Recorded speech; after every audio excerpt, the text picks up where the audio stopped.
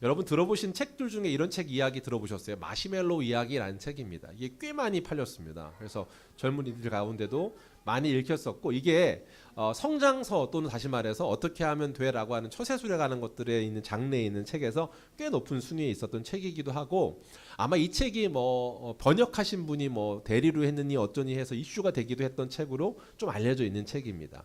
근데 그 책의 내용을 보면 조건의 내용에 이런 내용입니다. 다시 말해서 그 책의 어떤 실험 같은 것들로 스토리텔링으로 그것들 알려주는데 이런 거예요. 마시멜로를 주고 15분 동안 네가 먹지 않으면 방 안에 있는 여러 아이들한테 다시 마시멜로 또 줄 거야 라고 얘기합니다. 그리고 그 시간을 지켜봤을 때 어떤 아이는 먹고 안 먹는데 그 안 먹은 아이들이, 참을 수 있던 아이들이 결국 성공할 확률이 높더라, 이런 이야기들을 이야기로, 스토리로 이끌어가는 내용입니다. 그 중에 한 가지죠. 자, 거기서 말하고 있는 내용들은 뭘까? 기다림이라는 것인데, 기다림을 잘 기다린 아이가 성공할 수 있는 기회, 그것으로 넘어간다. 그러니까 쉽게 마시멜로우는 이 저자의 이야기에 따르면 인생에서 오는 유혹이나 난관일 겁니다. 그리고 그 인생에 오는 유혹과 난관을 잘 참고 이겨내는 사람이 성공으로 갈 수 있는 길이 훨씬 더 많아라고 하는 걸 이야기해 주는 거죠. 그런데 저는 이 얘기를 하려고 하는 게 아니라, 이 이야기에 대한 것을 칼럼으로 쓴 사람이 아주 재미있게 쓴 것, 블로그에 올려놓은 글을 보면서 참 재미있다라고 생각이 들어서 그 이야기를 한번 해보려는 거예요. 이 이야기를 가지고 이 사람은 뭐라고 말했냐면, 포스팅을 이렇게 했어요. 뭐라고 포스팅했는고 해보니 마가렛 대처가 이런 말을 했다 했습니다. 마가렛 대처가 한 이야기인데 이런 명언을 했더라고요. 들어보세요. 결국 내 뜻대로만 된다면 나는 얼마든지 기다릴 수 있다. 좀 의미심장하지 않아요? 결국 내 뜻대로만 된다면 난 얼마든지 기다릴 수 있다. 이렇게 명언을 탁 던져놓고 이 책에 대해서 그가 생각한 건, 현실을 살아가고 있는 우리는 마가렛 대처의 명언처럼, 이 명언처럼 마시멜로 이야기의 이 이야기가 진짜인가 의문이 생긴다. 무슨 말이에요? 내 뜻대로 된다는 보장이 어디 있는가? 15분 뒤에 마시멜로가 꼭 주어진다는 게 보장된 건 아닌데, 그러니까 그걸 기다리지 않았다고 해서 그 아이가 틀렸다고 말할 수 있는 건 아니지 않는가라는 질문을 해요. 왜냐하면 직접 인생을 살아보니까 15분 기다린다고 해서 마시멜로가 주어지기보다는 내 뜻은커녕 남 좋은 일만 하는 것이 되어버리는 것, 15분 기다리면 그런 일 되어버리는 거 아닌가, 이게 세상이다 라고 그 사람은 그렇게 그 칼럼에 썼습니다. 어떤 이야기가 더 맞는 것 같으세요? A, B 모두 다 그럴 수 있습니다. 이런 여러 가지, 근데 사람이요, A의 선택, 다시 말해 모두가 기다릴 것 같지만 마시멜로를 그냥 먹는단 말이에요. 먹는 아이들이 많다라는 거죠. 왜 그럴까? 불확신 때문이기도 합니다. 아이들은 이제 그 유혹이라는 걸 넘어서지 못하는 거기도 하지만, 우리 가운데 주저하지, 그것을 기다리지 못하는 마음 가운데는 불확신이라는 거예요. 사람이요, 불확신은요 불안하게 만듭니다. 그리고 어렵게 만들어요. 이번 주에 저희가 이제 책 모임이 이제 시작이 됐습니다. 주중에도 책 모임이 시작됐는데 8명의 사람이 함께 책 모임을 합니다. 책 모임을 하는데 참 귀하고 질문을 막 많이 나눠주는 게 모임의 참 풍성함이었습니다. 막 이렇게 손 막 이렇게 들면 저 질문이 있는데요, 이렇게 하고 막 질문하고 나눔을 막 해요. 재미있게 아무튼 질문을 많이 했는데 그중 한 사람이 이런 고백을 했습니다. 한 성도님께서 뭐라고 말했냐면, 최선을 다해 달려간다고 해도 결론이 나에게 달려있지 않는 것 때문에 제가 불안해요, 이런 말이었습니다. 무슨 말인고, 그 형제가 이제 계획한 계획이 있는데 앞으로 10년 뒤에 넓게 보면 그런 계획인데, 사실 5년 안에 본인이 무언가를 이루고 싶습니다. 공부를 열심히 해서 결과를 내려고 해요. 그런데 공부를 열심히 해서 결과를 내는 거 못지않게 한 가지 중요한 요소가 있는데, 이건 나에게 달린 게 아닌데 내가 여기를 퇴사할 수 있는 기회가 주어져야 새로운 시험을 볼 수 있답니다. 근데 그 퇴사의 조건이 있느냐 했더니 없대요. 그때 가봐야 되고 그때 상황에 맞춰서 그냥 된다는 거예요. 그러니까 나는 지금 열심히 살고 최선을 다해야 하지만 그때 가봐야 알고, 그때 그것도 결정된다는 보장이 없고, 그리고 어떤 걸 준비해야 된다는 뭔가 근거가 없답니다. 여러분한테 그런 상황이라면 어떤 생각이 들겠어요? 답답하겠죠. 그래서 마음 가운데 답답하고 불확신이라고 하는 것이 불안한 마음이 든다라는 것을 나누는 시간이 있었습니다. 공감이 되더라고요. 참 그러겠다, 더 기도해야지라는 말을 하면서 제가 그 말을 계속 생각하게 됐습니다. 그리고 고민하면서 오늘 우리가 갖고 있는 것을 한 번 더 이야기로 풀어봤으면 좋겠다라는 생각이 들었고, 오늘 성경에서 말하는 오랫동안 기다렸던 한 사람의 이야기가 있는데 이 사람의 이야기를 통해서 우리가 조금 더 배울 수 있지 않을까라는 생각이 들어요. 오늘 성경에서도 우리가 말하는 이 기다림이라는 것을 계속 소개하고 있습니다. 쉽게 먼저 제가 결론부터 말하면 성경은, 그리스도의 가르침은 기다림의 신앙입니다. 무슨 말인고 하니 성경에서 요구하는 예수 그리스도의 요구를 요약하면 사실 기다림이에요. 그러니까 그분이 오시는 것을 기대하는 것이고 그분이 이루실 일을 기다리는 것입니다. 자, 그 기다림의 약속이라고 하는 것 생각해 보시면 누가도 그 이야기를 하고 있는데, 오늘 쓴 누가복음을 사도행전을 또 누가가 기록했는데 누가의 말이 이래요. 사도행전의 그 이야기 1장 4절에 이렇게 되어 있습니다. 사도와 함께 모이사 그들에게 분부하여 이르시되, 예루살렘에서 예수님이 하신 말씀이에요. 예루살렘을 떠나지 말고 내게서 들은 바 아버지께서 약속하신 것을 기다리라, 이렇게 했습니다. 예수님께서 부활하여 오신 다음에 제자들에게 하신 말도 그거예요. 너희 이제 기다리는 일이야 라고 가르쳐 주고 가십니다. 오셨던 그분이 다시 오실 일을 말씀하시면서 기다리라 하시는 것, 기독교는 기다림의 종교입니다. 그럼 그 기다림이라고 하는 것, 그 일을 처음부터 아주 줄곧 기다렸다가 그분이 오신 것을 아주 기뻐했던 사람들 중에 오늘 한 사람을 또 소개하겠습니다. 저희가 4주 동안 그런 사람들을 나눴잖아요, 그죠? 그런데 오늘 사람은 또 특별합니다. 무명의 어떤 할아버지인데요, 그의 이름이 시므온입니다. 시므온이라는 인물에 대해서 나누는 것 25절에 나오고 있습니다. 25절 말씀 한번 같이 읽어볼까요? 같이 읽겠습니다. 시작.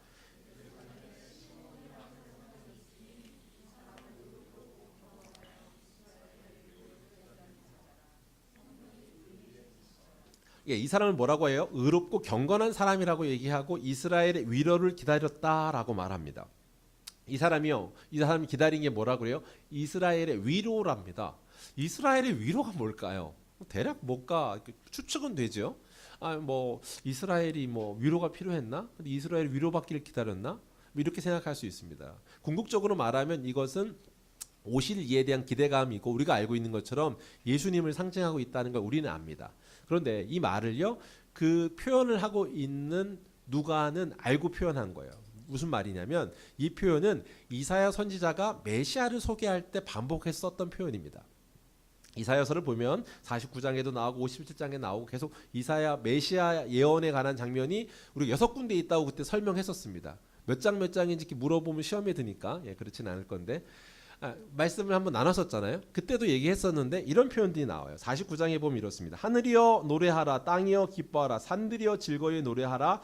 여호와께서 그의 백성을 위로하셨은즉 그의 고난당한 자를 긍휼히 여기실 것임이라 라고 표현해요. 57장입니다. 57장에 내가 그의 길을 보았은즉 그를 고쳐줄 것이라. 그를 인도하여 그와 그를 슬퍼하는 자들에게 위로를 다시 얻게 하리라. 다시 말해 뭐라고 말해요? 반복해서 말하는데 메시아를 보낼 거야, 메시아를 보낼 거야 라는 소개장에서 동일하게 이사야는 똑같은 말로 치환해서 쓸 수 있는 표현을 뭐라고 쓰냐면 이 백성을, 이스라엘을 위로하는 자, 그분을 보내신다라고 말하고 있습니다. 그래서 지금 말하는 것은 오늘 우리가 알고 있는 시므온이 기다렸다라고 하는 건 누구를 기다리는 거라고요? 메시아 예수 그리스도입니다. 메시아를 대망하고 있는 것이었고, 그가 아까 말한 것처럼 경건한 자인데 그 경건한 자로서 그가 메시아 오기를 학수고대하던 사람이다라고 지금 누가는 기록하고 있습니다. 그렇게 기다리던 사람, 자, 이 사람 대망하고 있습니다. 백성으로서 위로하시는 메시아를 대망합니다. 사랑하는 성도 여러분, 오늘 우리는 그 기다림의 끝에 그분을 이미 맞이한 사람입니다. 할렐루야. 메시아로서 그분이 이 땅에 오셨습니다. 예수 그리스도 이 땅에 오셔서 우리에게 선물로 주셨습니다. 그것을 우리는 소식이라고 합니다. 이미 이루신 일입니다. 그분이 오셔서 우리에게 전하신 소식이 우리에게 주어졌습니다. 동시에 그분이 다시 오실 것을 말씀하셔서 다시 오실 메시아 예수 그리스도, 재림의 예수 그리스도를 우리는 기다립니다. 그러니까 그 소식을 소유한 사람이며 동시에 우리는 기다리는 사람입니다. 저와 여러분도요. 오늘 이 자리에서 오늘 저와 여러분이 그렇게 기다린다라는 의미, 또 그리고 오셨다라는 것을 깨닫는 것을 오늘 시므온이라는 사람을 통해 그게 어떤 의미인지를 한번 살펴볼 거예요. 두 가지인데요. 이제 적으시려면 이제 적으시면 됩니다. 두 가지인데 중요한 상의 기다림인의 사람 시므온, 기다림의 사람 시므온을 통해서 기다린다는 것의 유익이 무엇인지, 첫 번째 기다림의 유익이 무엇인지와 두 번째 기다림의 결과에 따른 이중 메시지가 있는데 그 양면성을 확인할 겁니다. 뭐라고요? 첫 번째 기다림의 유익이 무엇인가 라고 하는 것과 기다림 결과에 따르는 두 가지 측면이 있어. 기다림의 결과가 두 가지로 갈려져 라는 이야기를 시므온을 통해서 오늘 본문 짧지만 이 할아버지를 통해 나타나고 있어요. 근데 이 후자 부분과 전자 부분 두 가지로 나누는데 이게 분량이 설교 분량이 많습니다. 그죠? 그래서 제가 오늘 다 하지 않고 반만 쪼개서 합니다. 그리고 반 뒤에는 다음번 설교 때 다다음 주에 제가 이어서 할 겁니다. 전반부에 있는 부분과 후반부 중에 팀 켈러는 사실 후반부에 중점을 두고 있습니다. 무슨 말인고 하니 이것의 결과가 가져다주는 이중적인 반응이라고 하는 부분을 팀 켈러는 강조해요. 그리고 그 부분을 잘 설교 안 해. 근데 이걸 알아야 돼 라고 말을 많이 하죠. 그런데 그 얘기를 이해하려면 전자 앞부분에 있는 부분을 이해하고 있어야, 다시 말해 기다림이라는 것이 어떤 유익인지를 아는 사람이 그 왔을 때 양면으로 갈라지는 것의 극명한 달라짐이 어떤 의미인지를 알게 되지 않겠습니까? 그래서 이 두 가지를 다 이해해야 하기 때문에 오늘은 전반부, 후반부를 나눠서 하겠다라는 겁니다. 자, 이해가 되셨죠? 자, 그럼 한번 출발해 보겠습니다. 그럼 오늘 나눠보는 것, 기다림이 주는 유익, 그것을 세 가지로 한번 정리해 보겠습니다. 예. 세 가지로 정리하는 건 제가 원래 세 가지 이런 거 정리 잘 안 하는데 조성훈 집사님이 하나 둘 셋 하는 걸 좋아하시더라고요. 그래서 내가 해야겠다 이렇게 해서 뭐 오늘도 한번 세 가지로 숫자 3으로 한번 해봤습니다. 첫 번째입니다. 첫 번째, 기다림이 주는 것은 첫 번째 다른 것보다 안정의 은혜입니다. 진정한 기다림이 흔들리지 않고 안정의 은혜를 허락하더라. 근데요, 일반적 기다림이 아니기 때문입니다. 자, 왜? 진정한 기다림이라고? 왜? 실제 오실 이에 대한 기다림이 때문에 가능한 것, 안정의 은혜입니다. 자, 생각해 보세요. 세상에는 많은 기다림과 많은 다름의 반응들이 있을 수 있는데 오늘 그 기다림이 우린 다른 차원의 다른 분을 기대하는 것이고 이미 오시겠다고 증언되어져 있는 그분을 기다리기 때문에 다르다는 건데요. 한번 의미를 제가 한번 살펴보겠습니다. 여러분 혹시 침대 하면 떠오르는 브랜드가 있으세요? 어떤 침대? 에이스. 와우, 할렐루야. 예. 에이스 침대는 광고가 카피가 뭔지 아세요? 네, 침대는 과학이다. 예수입니다. 또 하나 대등할 만한 아주 유명한 또 브랜드가 있습니다. 시몬스. 오우, 시몬스는 그 카피가 뭔지 아세요? 흔들리지 않는 편안함. 오우, 땡큐. 예. 흔들리지 않는 편안함입니다. 시몬스 침대가 그래서 에스모 침대라고 해야겠네요. 우리가 공적으로. 예. 이미 다 말했는데 아무튼 시몬스 침대의 그 카피를 하면서 광고를 어떻게 해야 되냐면 침대를 놓고 그 안에 골프공을 떨어뜨리기도 하고 좀 더 지나면 어떤 걸 떨어뜨려요? 이렇게 큰 볼링공을 막 떨어뜨립니다. 그리고 나서 옆에 누워 있는데 아무것도 영향을 받지 않는다. 그렇게 광고를 해요. 자, 이 얘기는 무슨 말이에요? 사실 침대 위에다가 이만한 볼링공을 떨어뜨리면 그 스프링이 영향을 받아 사실 이 사람에게도 영향을 가고 달걀에도 뭐 변화가 오고 막 그래야 되잖아요. 그런데 아무것도 물컵이 하나 흔들리지도 않아. 왜? 이게 영향을 받지 않아라는 얘기입니다. 그 말은 무슨 말을 하는 거예요? 원래는 영향을 받을 만큼 풍파가 있지만 그 영향을 주지 못할 만큼 편안해라고 말하고 있습니다. 오늘 말하고 있는 첫 번째 안정의 은혜라고 하는 것이요. 사실 시몬이라고 하는 사람, 시몬스잖아요. 혹시 여러분 기억 잘 하시라고 제가 원래 요거 예화로 갖고 온 이유가 있습니다. 예. 저만 의도가 있는 거니까 굳이 뭐 이렇게 막 하실 필요는 없어요. 예. 저 나름대로 이렇게 고민하다 갖고 온 거니까. 자, 그런데 왜 그렇게 얘기했냐면 반대로 쉽게 생각해 보면 이렇습니다. 오늘 시몬이라고 하는 사람이 편안하다라고 하고 평안하다라고 하고 흔들리지 않는 안정의 은혜가 있다고 하는데 그 사람의 시대적 상황과 환경이 흔들리지 않을 상황은 아니었습니다. 엄청 풍파가 있습니다. 계속. 왜요? 시대적인 생각으로 보면 지금 시몬이 살고 있는 이 시대는 어느 시대냐면요. 우리가 알고 있는 것처럼 예수님이 오시는 그 시점이니까 BC와 AD의 그 사이잖아요. 그죠? 예수 그리스도로 오기 전과 이후로 이 BC AD를 나누잖아요. 그러니까 쉽게 말하면 오시기 전 세대부터 살던 사람이고 그의 그 아주 깊이가 극에 달할 만큼 올라갔던 때입니다. 이 말은 무슨 말인고 구약의 끝과 신약의 시작의 400년간을 우리는 침묵기라고 부릅니다. 400년 침묵기, 암흑기라고 불러요. 왜 그렇게 부르냐면 그 400년 동안은 선지자로서 또 하나님의 말을 대언하는 자로서 하나님의 말을 선포하는 선지자도 없고 글로 기록하는 사람도 없던 시기라고 해서 400년 침묵기라고 불러요.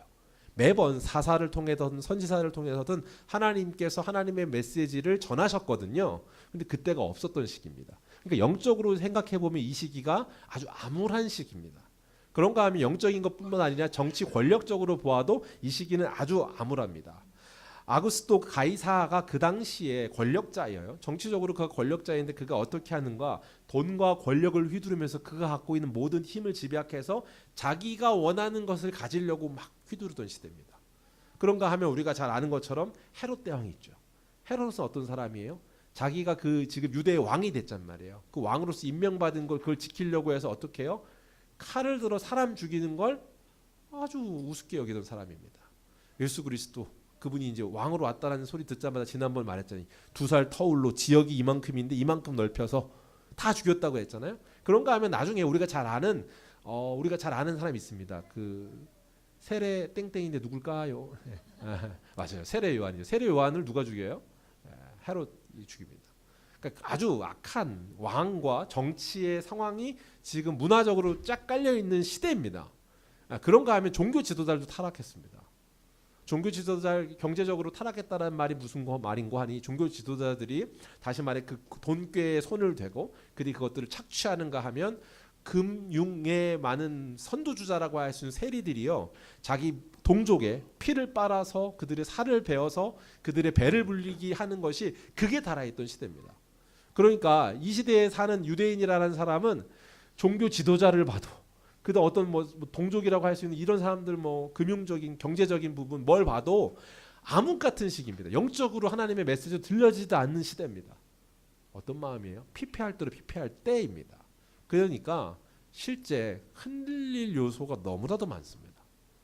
근데 그가 경건한 자요, 그가 신앙인이었다라고 하는 믿음의 사람이었다고 하는 그가 지금 어떻게 해요? 흔들리지 않고 안정적으로 그 자리에 있습니다. 대망하고 있습니다. 왜 그게 가능한가요? 변질 속에서도 유일하게 하나님을 기다리는 사람들이 무리들이 있었는데 그를 대표적으로 소개해주는 사람을 지금 시므온이라고 말하고 있고 메시아를 따르고 있다라고 하고 있는 이 사람 하나님께 붙들려 있어서 흔들리지 않는 겁니다. 하나님께 붙들려 있어서 안정의 은혜를 누리고 있습니다. 이것이 굉장히 중요하죠. 어려운 풍파가 있을 때 사람이 흔들릴 요소가 많죠. 아주 많습니다. 아주 그럴 수밖에 없죠. 이번 주간에 이제 신방이 있었는데 신방을 하느라고 이제 식탁 교제하는 자리가 있었습니다.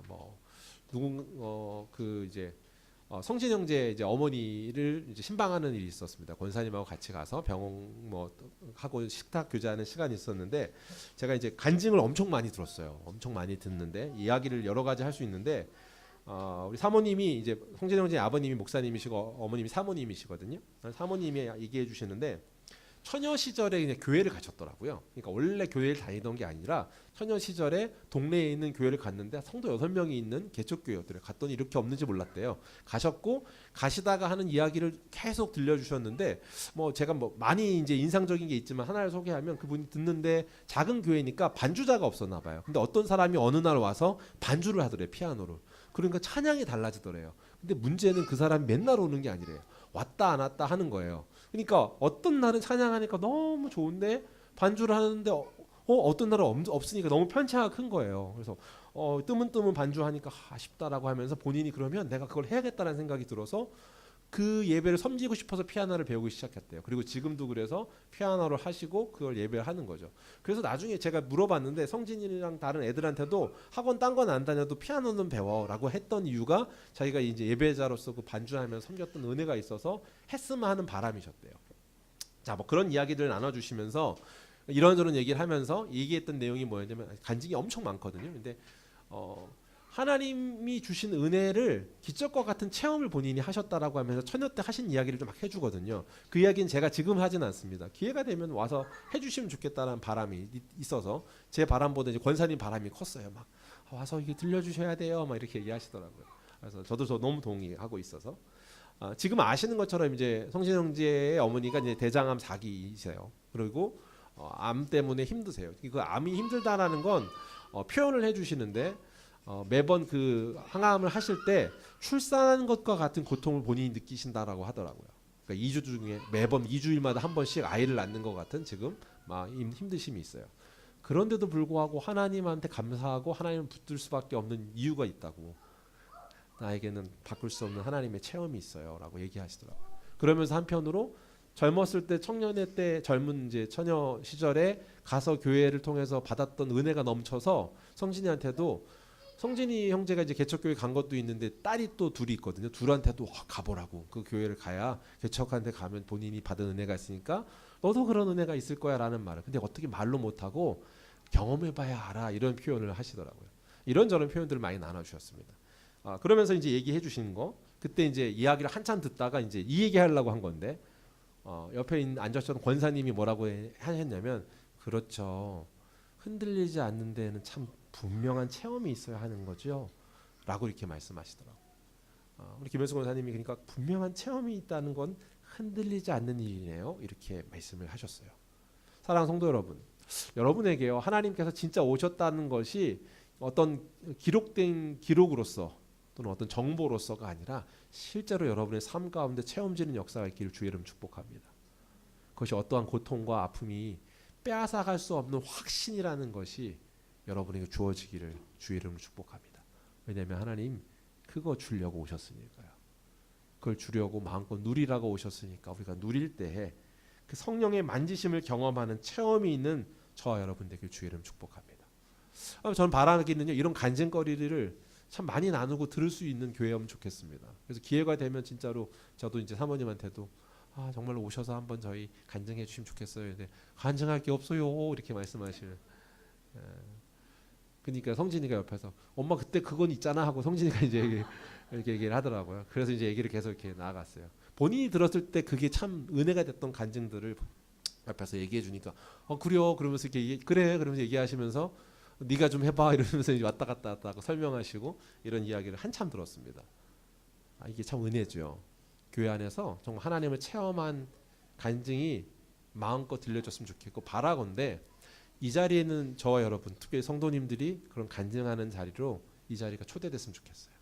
그래서 이 예배가 설교자가 아니라 간증하는 사람 하나님이 오늘 이렇게 살아계십니다로 나와서 말씀을 전하는 또 소개하는 그런 간증거리로 가득한 교회가 우리 더세움교회 되기를 주의 이름 축복합니다.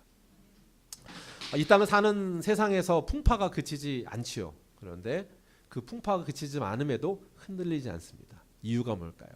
이 사모님의 얘기를 제가 요약하면서 하나 분명한 건 이겁니다. 사모님은 알고 있는 겁니다. 뭘 아는 거? 이것이 과정이지 종착지가 아니라는 걸 아는 겁니다. 과정은요 계속 풍파가 있습니다. 평생 있을 겁니다. 근데 그 풍파가 그 종착지 그것을 향하고 있고 분명한 종착지가 있는 여행이라는 걸 아는 겁니다. 그 성경은 뭐라고 말하냐면 우리가 이 땅에 사는 걸 나그네라고 합니다. 그러니까 집으로 가야 되는 고향 본향으로 돌아갈 사람이라고 소개합니다. 그 본향으로 돌아갈 사람이라는 걸 알고 있는 것은 이곳이 여행이기 때문에 고생을 해도 즐겁습니다. 여러분 여행 갔을 때 막 무언가 집보다 편안한 여행지를 사실 얼마나 경험해 보세요? 있는 게 다 갖춰져 있고 막 그러세요? 안 그래요. 그런데도 여행은 어때요? 즐겁죠? 저만 즐거운 건가요? 예. 여행은 즐거워요. 왜냐면 여행이라고 하는 그 경험 자체가 가치 있는 겁니다. 여행을 가는데도 똑같은 걸 선택하는 사람은 없습니다. 집처럼 지내려고 여행지를 막 찾아가지고 우리 집 같은 데를 가려고 여행 가는 사람은 없잖아요. 마찬가지로요. 여행이라고 하는 가치는 고향을 갖고 있는 집을 갖고 있는 사람이 떠나서 그곳에서 누리는 것이에요. 다른 가치로 그것을 살아야 하지 않겠습니까? 이 땅이 그런 곳입니다. 이 땅은 여행이고 나그네 길에 있는 삶입니다. 천국 본향에서 누릴 수 있는 존귀하고도 아름다운 많은 것들이 아닌 이 땅에서만 누릴 수 있는 가치를 살아 누리는 저와 여러분 되길 주의 이름으로 축복합니다. 성경의 마지막 결론이 그래요. 계시록 22장이 끝에 나오는데요. 끝에 이렇게 기록되어 있어요. 22장 20절입니다.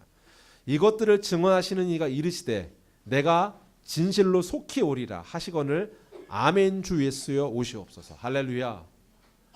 다시 한번 더 읽어드릴게요. 들어보세요. 제가 이번에 좀 쉬운 성경으로 세 번역 성경 읽어드릴게요. 들어보세요. 이 모든 계시가 증언하는 분이 이렇게 말씀하셨습니다. 모든 계시를 증언하고 나서 그분이 하시는 말씀입니다. 그렇다. 내가 곧 가겠다. 아멘 오십시오 주 예수님. 사랑하는 성도 여러분, 그분이요 우리에게 증언하시고 가르쳐 주시고 이 땅에 온 이유가 뭔지 알려주신 다음에 이 일을 통해 너희 모두에게 구원하여서 천국 본향을 소개하고 그 길로 갈 수 있는 나그네의 삶이라는 걸 가르쳐주고 이 땅에서 가치 있는 나그네로서 여행을 끝내고 나와 함께 본향으로 갈 거라는 것을 가르쳐주려고 다시 올 거야 라고 말씀하십니다. 그리고 그 마지막 날 너와 함께 하리라 라고 하시는 것으로 선포하시며 기다림이라고 하는 확정되어 있는 기다림으로 초청하십니다. 할렐루야. 그 기다림, 오시겠다고 하고 말씀하신 약속을 붙드는 거. 그래서 흔들리지 않는 겁니다. 앞서 말한 것처럼 4년 뒤 5년 뒤에 법적인 제도가 바뀌어서 나에게 이것이 퇴사가 가능해지면 나에게 이런 환경이 열릴 거야 라고 하는 불확실한 미래 때문에 두려운 것이 아니라 말씀 자체의 역사가 어떤 의미인지 가르쳐주는 그 확신 가운데 우리를 초청하는 것, 그것을 기다리는 것은 차원이 다른 기다림이죠. 마시멜로 받고 15분 뒤에 마시멜로가 올까? 라고 하는 의심이 들 필요가 없습니다. 그것은 하나님이 하신 말씀으로 반드시 이미 말씀하신 동시에 이미 이루어진 사건이기 때문입니다. 이 역할 때문에 시므온이 주변 사람들의 영향을 받지 않고 흔들리지 않고 기다린 거예요. 그리고 기다렸던 그 마음이 얼마나 큰가, 주를 붙들고 함께하는 기다림의 유익이 무엇인가를 보여주는 두 번째 이 장면이 굉장히 의미 있습니다. 두 번째 기다림의 유익은 무엇인가? 영적인 통찰력을 갖습니다. 그리고 영적인 판단력을 갖습니다. 분명한 진실한 기다림이 갖는 유익. 두 번째 무엇이요? 영적인 판단력과 통찰력을 갖는다.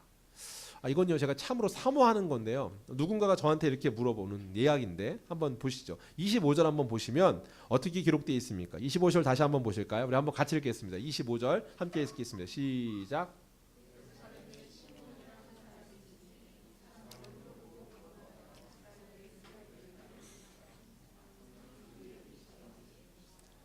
이 사람이 의롭고 경건한 사람이다 이렇게 얘기합니다. 그러니까 우리가 얘기해요. 그 사람이 기다릴 수 있었던 건 의롭고 경건해서지 이렇게 생각이 들 수 있는데 아니요. 의롭고 경건한데 이 사람이 이스라엘 위로 메시아를 기다렸다고 하는데 그 기다림이 가능한 이유가 뭐라고 말해요? 밑에 뭐라고 해요? 성령이 그 위에 계시더라 했습니다. 그가 그렇게 의로운 자로서 또 경건한 자로 살 수 있는 비결이 뭐냐면 성령이 그와 함께하고 있다라는 거예요. 누군가가 저한테요 기도 제목 하나만 내요, 하나만 알려주세요 라고 물어보면 전 주저함 없이 하는 기도 제목이 딱 하나 이겁니다. 하나님, 저는 성령의 붙들림 받고 싶습니다. 하나님, 성령의 붙들림 받은 사람 되게 하십시오 라고 하는 기도 제목을 내놓습니다. 여러분, 성령과 함께하는 것보다 기쁨과 넘치는 행복, 그 어떤 것도 비교할 수 있는 게 없지 않을까요? 딱 하나 기도 제목 저한테 누군가 물어본다면 성령님 나와 함께하는 은혜 허락하십시오 라는 기도 제목. 나머지는 다 투차적인 것 같더라고요. 사랑하는 성도 여러분, 성령의 붙들림 때문에요, 성령의 기름 부으심을 허락하여서요, 그의 기쁨이 나의 기쁨이 되고 성령께서 선택하시는 선택이 나의 선택이 되길 원합니다가 저의 기도 제목인 거예요. 성령의 붙들림 받아요. 그의 기름 부으심, 그것으로 인하여 그의 기쁨이 나의 기쁨이고 그의 선택이 나의 선택이 되는 역사가 있게 허락하십시오. 제가 한 줄 기도한다고 하면 저 스스로 할 때 하는 기도입니다. 그리고 제가 빼놓지 않고 우리 애기들을 위해서 할 때 하는 기도입니다. 사랑받는 자 되게 해달라는 기도와 이거 어딜 가나 사랑받고 사랑받은 사랑 전하는 복의 사랑을 전하는 사람 되게 하십시오라는 기도하고 이 성령이 붙들림 받은 사람 되게 하십시오라는 거를 놓치지 않죠. 왜냐하면 제가 사모하니까. 이거면 된다라고 생각하는 거니까. 진짜 빨리 급해도 놓치지 않고 하는 기도는 이거니까. 이거면 되지 않나. 이건 다 갖는 거 가니까. 오늘 이것 때문에. 오늘요, 그도요, 이렇게 성령의 붙들림 받은 자로서 아까 말한 판단력과 통찰력이라고 했는데 성령에 의한 판단력이 그에게 주어지는 겁니다. 성령의 인도하심이 나와요.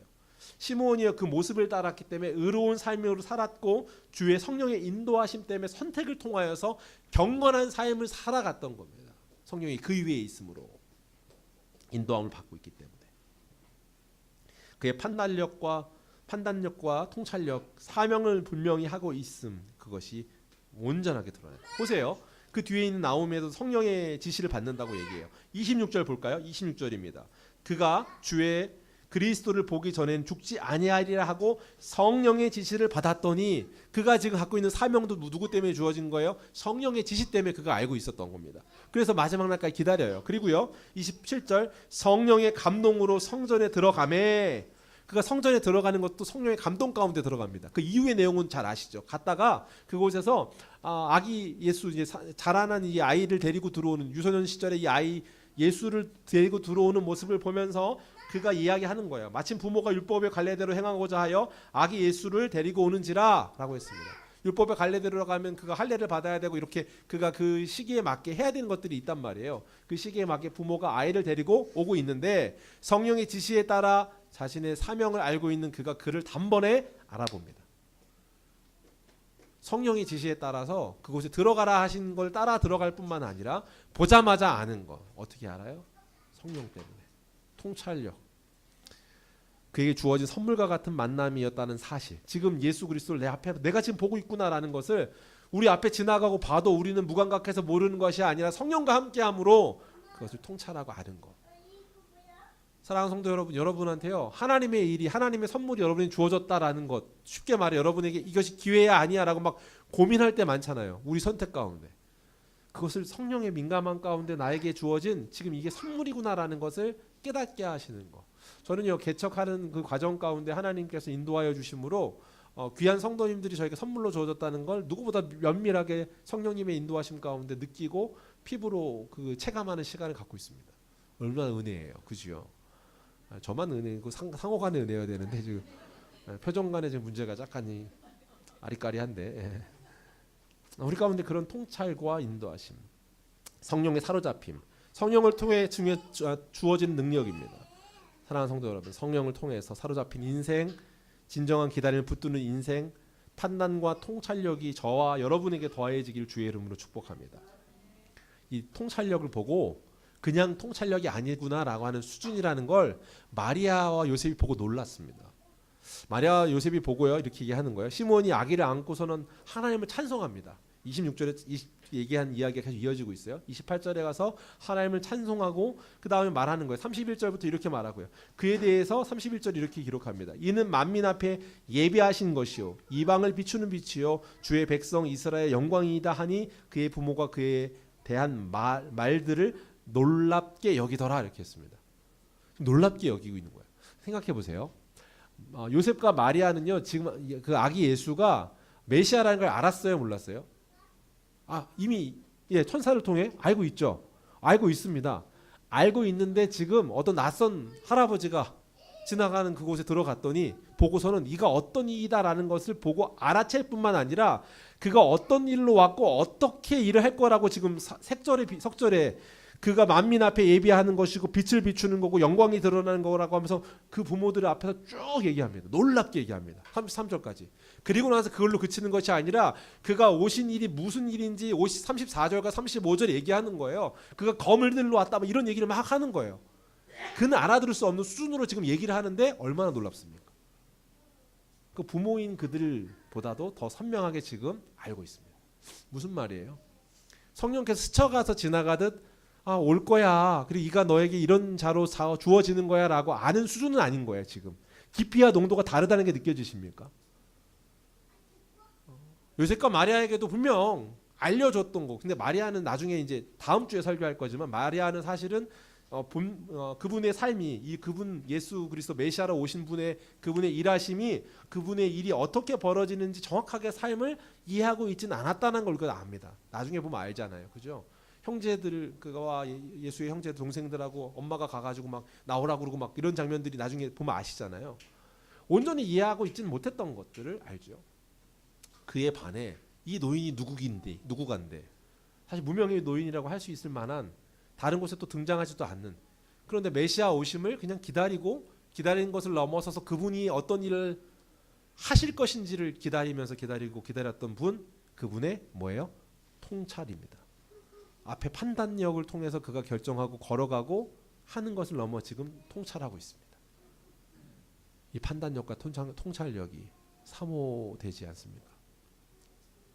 저는 이게 참 사모함이 생겨요. 그분의 미래의 이것을 예언하는 것. 사랑하는 성도 여러분, 진정한 기다림은 진리이며 실제를 기다리는 일이기 때문에 미래의 확실한 미래를 붙드는 일입니다. 때문에 세상에 어떤 것도 갖지 못한, 다시 말해 그 갖지 못한 확신이며 선포이기 때문에 세상이 놀랄 통찰을 소유하는 일입니다. 그 성령의 인도하심을 받아 기다림과 통찰력을 소유하는 저와 여러분이 되길 주의 이름으로 축복합니다. 그 놀라운 판단력과 통찰력 때문에 여러분의 자녀들이 여러분을 보면서 우리 엄마가 성령의 사람이구나라는 걸 느끼면 얼마나 복된 일이겠습니까? 하은이를 보는데 온유가 우리 엄마가 성령과 함께하는 사람이구나, 그의 통찰력을 보니 내가 부정할 수 없구나라고 말하는 것, 영광스러운 일입니다. 놀라운 일입니다.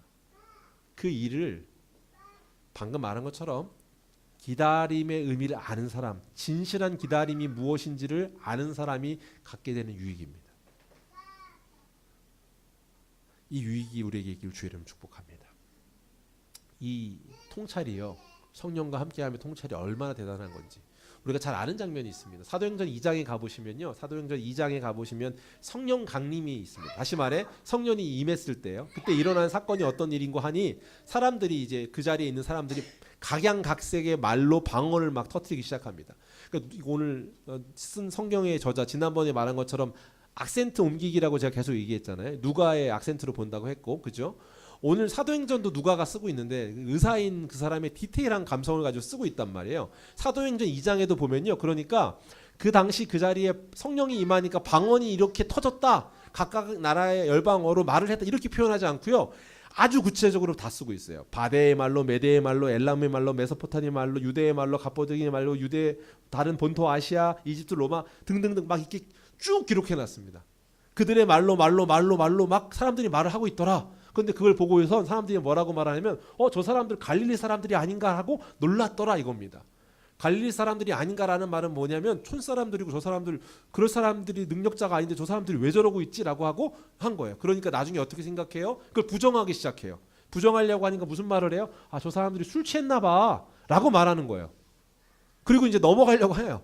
그랬더니 그때 어떻게 하냐면 베드로가 와서 얘기합니다. 아니다, 이게 우리가 알고 있는 것처럼 그냥 일어난 일이 아니야. 요엘 선지자가 말했던 그 일이 지금 일어나고 있어. 요엘 선지자가 성령이 임하면 어떻게 해요? 우리가 알고 있는 것처럼 성령님께서 임하시면 그 일들이 일어나는 일인데, 자녀들이 예언하고 청년들이 아무 환상을 보고 노인들이 여기 이제 베드로 사도가 할 때는 뭐라고 하냐면 늙은이라고 표현합니다. 늙은이들이라고 해서 죄송해서 제가 노인이라고 하는데 아비들이라고 하는데 거기 써 있어요, 성경에 그렇게. 늙은이들이 뭐라고요? 예언할 거라고 합니다. 그러니까 완전 뒤집어진 거예요. 그죠? 성령의 역사가 일어나면 이런 일들이 일어난다고 말하지 않았냐? 요엘 선지자가 말했던 그 말에 그 역사가 지금 일어나는 거다라고 말하면서 그리스도가 오신 일이 무엇이고 그 오신 일이 어떤 역사를 일으키며 앞으로 하실 일이 이런 거라는 것을 베드로가 쭉 얘기합니다. 그걸 보고 어떤 생각이 들어요? 제 어부잖아. 제 갈릴리 촌뜨기였던 사람, 그런 사람인데 제가 왜? 라고 생각하는 거고 안 겁니다. 그의 출신과 신분과 그의 배경이 무관해지게 성령이 임하고 나니까 탐복하는 겁니다. 저 사람의 직업이 뭐였는지가 중요하지 않는 겁니다. 성령에 사로잡힌 그를 보고 그냥 엎드려지는 거야. 그 지식층들이 뭐라고 말해요? 그럼 우리가 이거 어떻게 해야 합니까 이제? 라고 그에게 묻습니다. 사랑하는 성도 여러분, 이게 기다림이 뭔지 바로 아는 사람이 갖게 된 통찰력입니다. 기다림인지 뭔지 바로 아는 사람이 갖고 있는 성령이 부어주심으로 그의 입에 언변해서 어떤 유수한 아주 유창한 말과 어떤 무언가의 지식적인 걸 토해내지 않는데 그 성령에 사로잡힌 것을 보고 사람들이 탐복하는 거예요. 오늘 이것이 저와 여러분 가운데 있는 영적인 판단력과 통찰력이 나타난 시몬을 통해 보여준 입술이 우리에게도 주어지기를 주의 이름으로 축복합니다. 세 번째, 그러면 이 확실한 기다림을 소유한 사람이 갖는 복, 마지막은 무언가? 평안이 떠나고 마무리가 된다는 거예요. 29절입니다. 같이 읽겠습니다. 29절입니다. 시작. 주제여 이제는 말씀하신 대로 종을 평안히 놓아. 네, 뭐라고 말합니까? 지금 뭐라고 말해요? 시몬이 성령의 인도함 가운데 통찰을 받은 다음에 메시아를 보고 나서 하는 말이에요. 지역하면 뭐예요? 종의 책무가 끝났습니다. 이렇게 얘기하는 거예요. 종의 책무가 끝났습니다. 하나님의 성취됨입니다. 이 말이 그러니까 오해할 수 있는 말인데 종이니까 하나님께 묶여 있었던 건데 내가 이제 풀려났습니다. 야, 이제 내가 자유롭습니다. 라고 말하는 것처럼 단어가 이렇게 쓰여 있는데 그런 단어는 아닙니다. 해석할 때 이 단어는 그렇지 않습니다. 무슨 말인가? 어떤 의미입니까? 내가 종에서 자유 얻었다 이 수준이 아닙니다. 무슨 말인고 하니 여러분 한번 아실 텐데 안중근 의사가 했던 유언이 뭔지 아세요? 안중근 의사가 하셨던 유언이 뭐였냐면 이렇게 했대요. 나 천국 가서도 대한독립 위해 기도하다가 독립 소식 들으면 춤을 추리라. 우리 잘 아는 거죠. 그분의 마음이 어떤 거예요? 이 말은 내가 죽어서도 제대로 눈을 감지 못하는데 반드시 독립이 이루어져 가지고 그래 나도 기쁨을 누리겠다라는 한 마음 아니겠습니까? 반드시 내가 그런 거 누리겠다는 거. 지금 여기서 평안이 놓아주신다라고 하는 내용 그건 뭔가요? 이 말이요 지금 29절 30절인데 쉬운 성경을 읽어드릴게요. 잘 들어보세요. 쉬운 성경 이렇게 기록했어요. 주님 이제 주님의 종을 주님의 말씀대로 평화롭게 떠날 수 있게 하셨습니다. 제 눈으로 주님의 구원하심을 보았습니다. 지금 어떤 거예요? 내가 이제 종 끝났다. 종의 신분이 끝났다. 자유 얻었다. 그냥 묶였었는데 이게 아니라 뭐라고 그래요? 이제야 내가 광복을 받습니다. 라고 하는 것처럼 춤을 추리라 하는 것 같은 마음으로 지금 시몬이 말하고 있는 겁니다. 그렇게 기다렸던 메시아 당신이 오는 걸 내가 그 약속이 진짜 이루어지는 걸 지금 보는군요. 당신이 보겠다고 나를 끝까지 기회 주시겠다고 그거 허락하겠다고 하셨던 약속이 지금 나에게 이루어지는군요. 라고 하며 탐복하는 겁니다. 그러니까 지금 이건 뭐예요? 자유 그냥 얻었다. 종에서 풀렸다. 이게 아니고 뭐예요? 평안으로 마무리하는 마지막 약속의 그 평안의 마무리가 그게 성취되는 겁니다. 사랑하는 성도 여러분, 하나님의 약속이 성취되어 그 약속의 구속 그것에 풀려난다는 느낌 그 말을 아시겠습니까? 지금 이 마무리가 어떤 거예요? 환희와 기쁨 가운데 있는 마무리입니다. 여러분 이것이 우리 삶 가운데 있는 마지막 마무리 되길 주의 이름으로 축복합니다. 여러분이 인생 마무리할 때 지금 아직 인생 마무리할 분이 없으시니까 걱정하지 마시고 그날 그렇게 고백하는 거예요. 내가 이 땅에서의 여행이 환희였고 기쁨이었노라. 그런데 내가 이것과는 비교할 수 없는 기쁨의 골로 가기 때문에 내가 감격하고 탐복하노라라고 하는 것. 진실로 그렇다라고 하는 그 하늘이 열려서 그 하나님과 함께하는 기쁨을 맛봤을 때의 그 빛과 같은 얼굴이 되길 주의 이름으로 축복합니다. 장례식장에서 제가 이제 많이 보고 많이 듣는 간증 중에 하나가 예수 믿는 사람들이 떠나는 마지막 모습 가운데 그의 표정이 그렇게도 환하고 밝을 수 없었다는 표현을 하잖아요. 그때 저는 떠오르는 사람이 있습니다. 혹시 여러분 집사님 중에 제일 유명한 집사님이 누군지 아세요? 스자로 시작합니다. 스데반 집사님이. 스데반 집사님이 마지막에 죽을 때 어떻게 죽어요? 돌로 맞아 죽어요. 근데요. 하나님께서 어떤 은혜를 주시냐면 그가 돌로 맞아 죽는 순간에도 하늘 문이 열려서 네가 가야 될 본향이 어떤 곳인지를 보여주세요. 하늘이 열리는 그 모습을 보면서 마지막 환희 가운데 죽음을 맞이하는 겁니다. 순교당하는 거지만 이 땅에서만 할 수 있는 그 일이었구나라는 걸 확신 가운데 그냥 죽는 게 아니라 그걸 확신 가지고 네가 이 땅에서도 경험하고 마무리할 수 있게끔 하시는 하나님 기쁨이지 않습니까? 사랑하는 성도 여러분, 오늘 이것이 저와 여러분에게 주어지는 결말이 약속되어 있는 그 약속된 기다림에 갖고 있는 사람의 소유하는 보장, 평안의 떠남입니다.